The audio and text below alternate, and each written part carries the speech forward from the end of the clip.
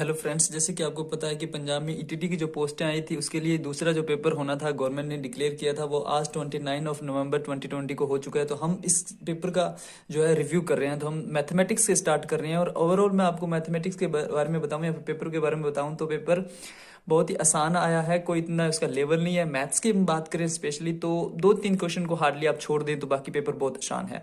सबसे पहले हम बात करते हैं 46 क्वेश्चन की। Which of the following statement is incorrect. जो इसमें से ऑप्शन आएगा आपका D.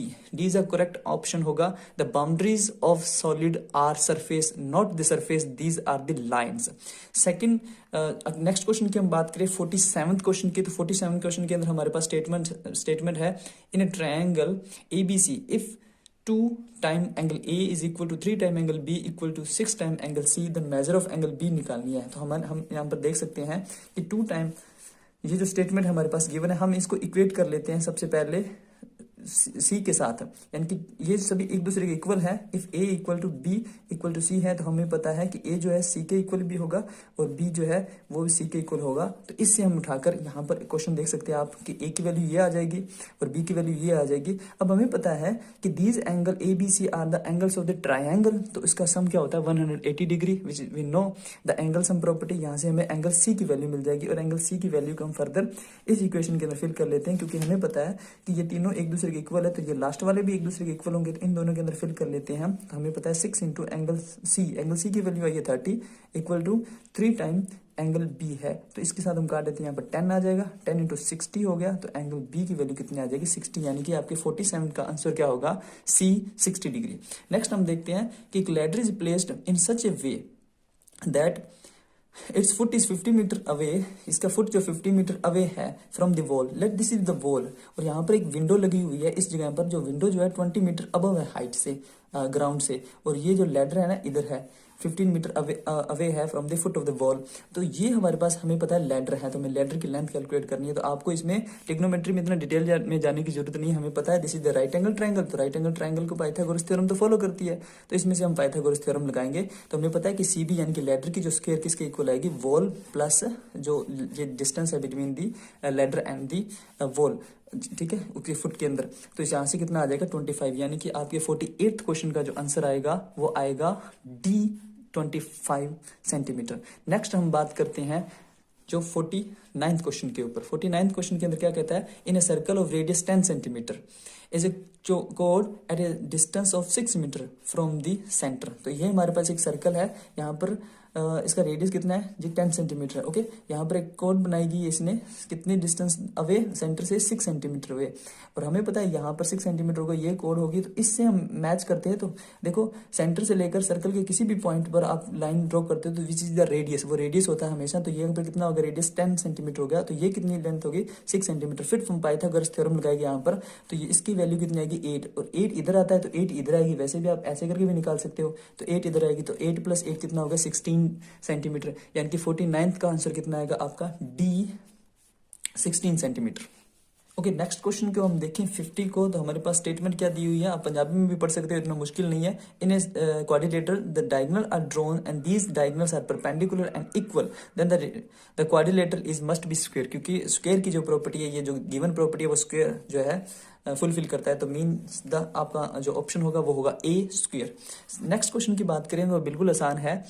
51 the P is any point, कोई बी पॉइंट है हमारे पास on Y axis at a distance 5 unit from the X axis lying below the 5 lying below the X axis. We know this in the Cartesian plane के अंदर हमें पता है this is the Y axis, this is the X axis, और ये दोनों हमें पता है कि जो एक्स एक्सिस से अब हम चलते हैं तो वो सारी वैल्यूज पॉजिटिव होती है, तो एक्स एक्सिस से बिलो चलते हैं तो सारी वैल्यू नेगेटिव होती है। तो हमारे पास कोई पी पॉइंट, लेट यहाँ पर कोई पी पॉइंट है तो इसके कोऑर्डिनेट्स क्या होंगे, तो हमें पता है वाई एक्सिस पर कोई भी पॉइंट आता है तो उसके लिए जो एक्स कोऑर्डिनेट है वो 0 होता है, वाई कोऑर्डिनेट होगा तो वाई कोऑर्डिनेट क्या होगा नेगेटिव अंदर होगा, यानी कि आपका बी -5,0 करेक्ट आंसर होगा। नेक्स्ट क्वेश्चन जो पढ़ते हैं हम पोल वाला जो है, तो पोल जो है उसकी हाइट है 12 metre, let this be the pole, the height है 12 मीटर, को हम कोई एबीसी ट्राइंगल का नाम देते हैं। इसकी जो शेडो बनती है लेट कर लेते हैं वो x मीटर उसकी शेडो है, जमीन पर जो बन रही है ये इसकी शेडो बन रही है, ओके।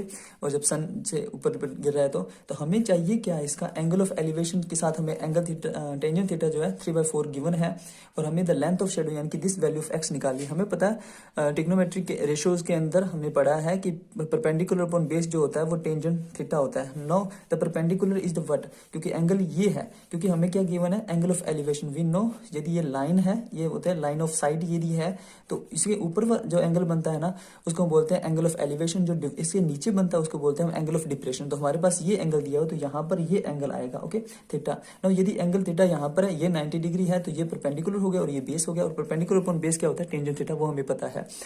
नाउ द परपेंडिकुलर की वैल्यू कितनी है 12 मीटर, और बेस की वैल्यू कितनी है x मीटर, वो हमें कैलकुलेट करनी है। तो टेंजेंट थीटा और टेंजेंट थीटा की वैल्यू कितनी की है, गिवन है 3/4। यहाँ से हम काट देते हैं इसको, तो 4 आ गया, 4 4 जा 16, यानी कि x की कितनी वैल्यू आ गई 16, that is the C is your correct answer, 16 centimetre. Okay 53 question को देखते हैं। तो कंस्ट्रक्शन ऑफ ट्रायंगल एबीसी, हमारे पास कुछ ये डाटा गिवन है 53 क्वेश्चन के लिए। तो 53 आपको कंस्ट्रक्शन का काम है, तो इसका करेक्ट आंसर जो है वो होगा आपका ऑप्शन सी 4.5। नेक्स्ट हम देखें side of the triangle of triangular board हमें गिवन है। तो हमें पता है कि हम हेरोन्स फॉर्मूला का यूज करके ये साइड्स हमें ट्रायंगल्स की गिवन है, तो यहाँ से हम एरिया निकाल सकते हैं। और एरिया जो आएगा आपका 84 सेंटीमीटर आएगा, तो ये आप सॉल्व कर सकते हो आसानी से। और यहाँ से 84 आएगा, उसको आपने 5 से मल्टीप्लाई करना है, क्योंकि जो कॉस्ट है पर सेंटीमीटर स्क्वेयर का वो 5 है। तो 5 से मल्टीप्लाई करने पर आपका आंसर जो आएगा 420 रुपीज आएगा, यानी कि आपका B is the correct answer होगा। नेक्स्ट क्वेश्चन की हम बात करें, the ratio of the volume of the two cone. हमें पता है कोन का वॉल्यूम क्या होता है, 1/3 पाई आर स्क्वायर एच होता है, ओके। हम मान लेते हैं V1 is the volume of the first cone है, एक कोन का V1 मान लेते हैं, एक को मान लेते हैं V2 का क्या होगा 1/3 पाई R2 पर स्क्वायर और H2 हो जाएगा। इनका जो है रेशियो ले लेते हैं। Let the V1 divide by V2 is equal to कितना आ जाएगा 1/3 पाई आर स्क्वायर H1 और 1/3 पाई आर स्क्वायर H2 आ जाएगा। यहाँ से हमें ये कांस्टेंट तो कैंसिल हो जाएगा। यहाँ पर V1 डिवाइड बाय V2 की रेशियो कितनी गिवन है 2:3 है, विच इज इक्वल टू कितना आ जाएगा R1 और R2 के ऊपर होल स्क्वायर आ जाएगा, क्योंकि यहाँ पर दोनों पर स्क्वायर पड़ी और H1 और H2 अलग पड़ा, इनकी तो हमें रेशियो चाहिए।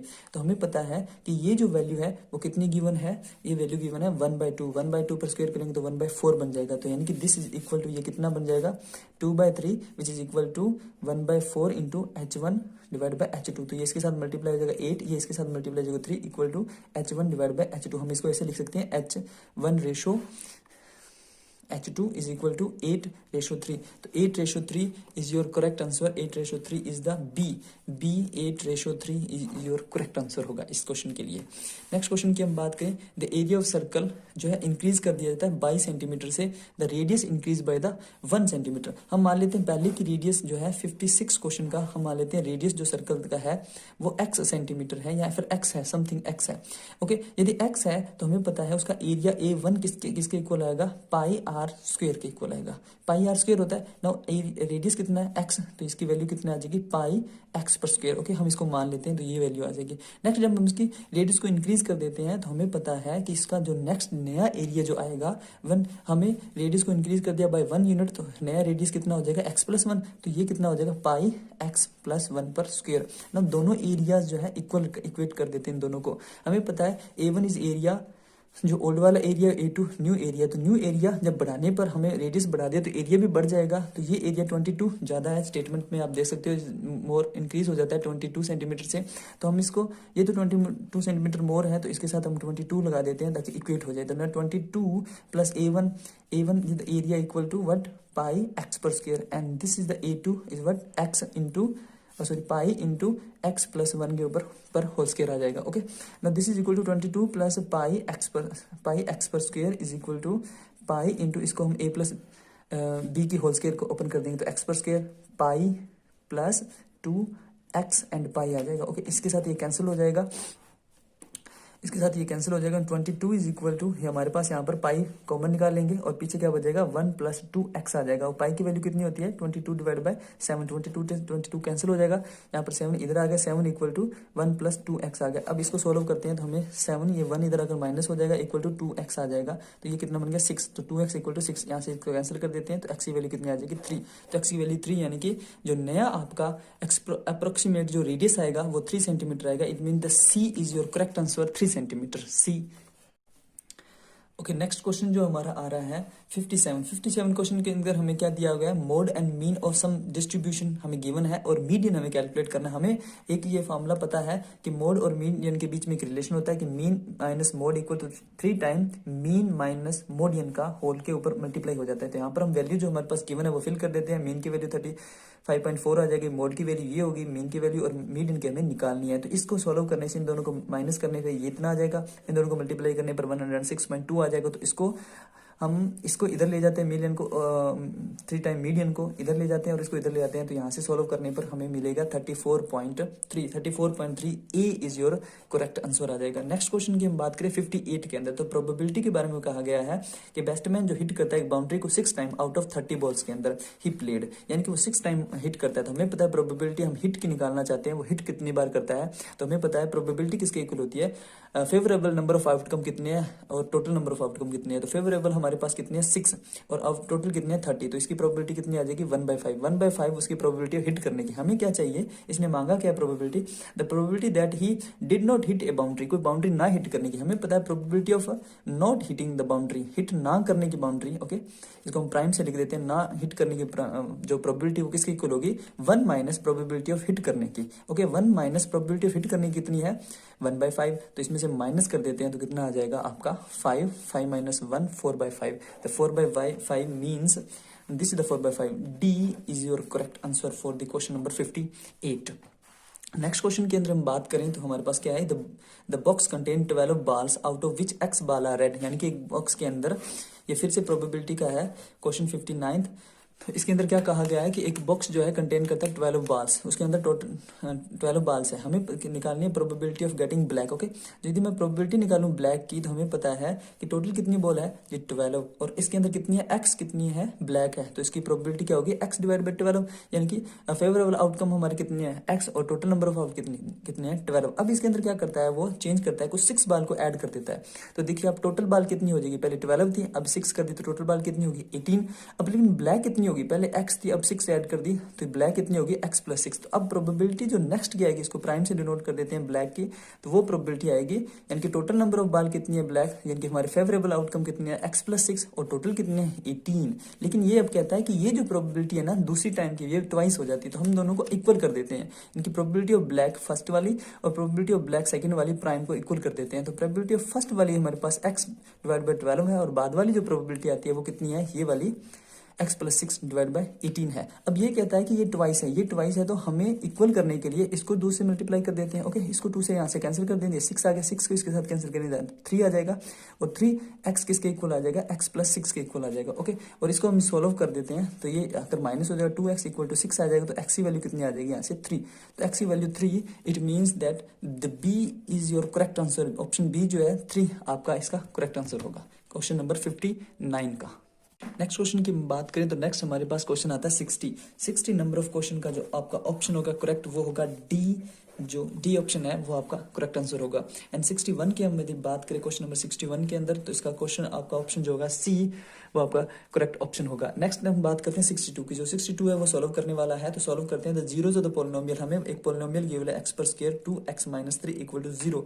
ओके, इस पोलिनोमियल के लिए हमें जीरोज निकालनी है। तो हमें पता है कि x की वैल्यू हम निकाल सकते हैं minus B plus minus B पर square minus 4ac divide by 2a। ये फॉर्मूला हमें आता है, इस फॉर्मूले के अकॉर्डिंग हम जाएं तो हमें क्या मिलेगा -2 into minus plus minus root B पर स्क्वायर, बी कितना है 4 बन जाएगा, -4 इंटू ए कितना है 1 और सी कितना है -3 और डिवाइड बाई 2 इंटू ए कितना है 1 आ जाएगा। तो इसके अकॉर्डिंग हम चलें आगे तो हमें यहाँ पर एक माइनस बाहर था एक माइनस अंदर था तो 2 पॉजिटिव हो जाएगा, प्लस माइनस रूट के अंदर क्या बन जाएगा आपका 4 प्लस 12 और डिवाइड में कितना बन जाएगा 2 which is equal to 2 plus minus root के अंदर क्या बन जाएगा 4 डिवाइड बाई 2। अब इसको सोल्व कर देते हैं 2 टाइम, एक 2 प्लस 4 डिवाइड बाई 2 कर देते हैं, एक 2 माइनस 4 डिवाइड बाई 2 कर देते हैं। अब ये इसको सोल्व करते हैं तो 6 डिवाइड बाई 2 बनता है तो वो 3 आ जाएगा और इसको जब सोल्व करते हैं तो -2 डिवाइड बाई 2 बनता है, इसका वैल्यू -1 आएगी। तो आपका आंसर जो है 3 -1। इसके जो इक्वेशन के रूट है हमारी, इस इक्वेशन के रूट आएंगे 3 -1, यानी कि सी जो आपका ऑप्शन है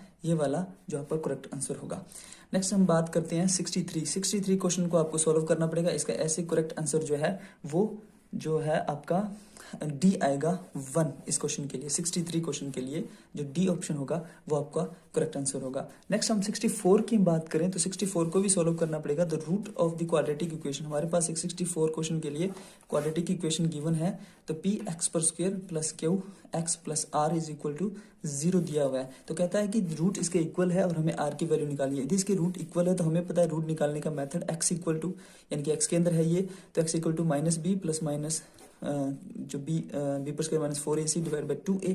तो हम यहाँ पर इसको इक्वल कर देते हैं। तो इसको इक्वल कैसे करेंगे, हम यहाँ पर लिख देते हैं कि माइनस बी, तो माइनस बी कितना है क्यू, और प्लस प्लस लगा देते हैं एक बार रूट क्यू पर बी पर स्क्वायर, बी कितना है क्यू पर स्क्वायर माइनस 4, ए कितना है पी, और सी कितना है आर डिवाइड बाई 2 इंटू ए कितना है पी आ जाएगा। तो ये किसके इक्वल आएगा, यानी कि एग्जैक्टली हम देखें तो माइनस क्यू और प्लस रूट क्यू पर square minus 4 P R divide by 2 P किसके इक्वल आ जाएगा, देखो डिवाइड में 2p आएगा माइनस क्यू का अब माइनस आ जाएगा यहाँ पर, और रूट फिर वही क्यू पर स्क्वायर माइनस 4p आर आ जाएगा। देखो ये आप इससे कैंसिल हो जाएगा। फिर हमारे पास इक्वेशन इतनी बची, क्योंकि बेस जो खत्म हो चुका है, फिर क्यू इक्वल पड़ा है वो भी कैंसिल हो जाएगा। अब हमारे पास ये क्या बन गया, रूट क्यू पर स्क्वायर माइनस 4p आर आ जाएगा which is equal to root minus आ जाएगा इसके साथ।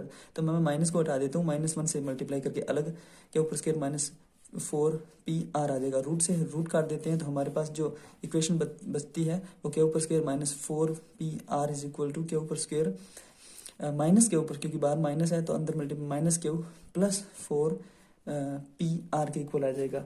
तो इसको हम यदि सॉल्व करेंगे, इसको सॉल्व करने पर हमें वैल्यू मिलेगी आर की वैल्यू मिलेगी क्यू पर square divide by 4p। Okay, तो दिस इज द क्यू पर स्क्वायर डिवाइड बाय 4p। इसको इधर लेके आओ तो ये ऐड हो जाएंगे, ऐड होकर कितने बन जाएंगे 2 क्यू पर स्क्वायर। ओके, और इसको आप इधर लेके जाओ तो ये कितना बन जाएगा 8p_r। अब इसको 8p_r है, इससे हम काट देते हैं, यहाँ पर 4 आ जाएगा, तो क्यू पर square divide by 4p। Okay, ये भी आपने मैंने सॉल्व करके दिखा दिया आपको। तो इसका जो आंसर आएगा जो हमारा ये सी ऑप्शन आएगा, C. This the C is your correct answer होगा 64 क्वेश्चन के लिए। ना हम बात करें लास्ट क्वेश्चन की, हमारा जो 65 क्वेश्चन जो है उसके लिए हमें क्या गिवन है, जो इन्फॉर्मेशन हमें गिवन है, कहता है कि 4th टर्म जो है अर्थमेटिक प्रोग्रेशन की, ये एपी से एक ही क्वेश्चन आया एकमात्र। जो इसका जो 4th जो टर्म है आपकी, हमें पता है A4 जो होता है वो a प्लस 3d होता है, 3d इज इक्वल टू 14 है। एंड जो 12th टर्म होती है वो 12th टर्म जो होती है a प्लस 11d होता है, वो कितना है 70। तो आप इसको सॉल्व करोगे, सॉल्व करने पर आपको d की वैल्यू जो है वो मिलेगी 7, और d की वैल्यू आप ये जो है इसी इन दोनों में से किसी भी एक इक्वेशन के अंदर फिल करते हो तो आपको a की वैल्यू जो है वो -7 मिलेगी। तो a की वैल्यू इज -7, यानी कि b आपका जो है करेक्ट आंसर होगा 65 क्वेश्चन का। Okay, thank you very much.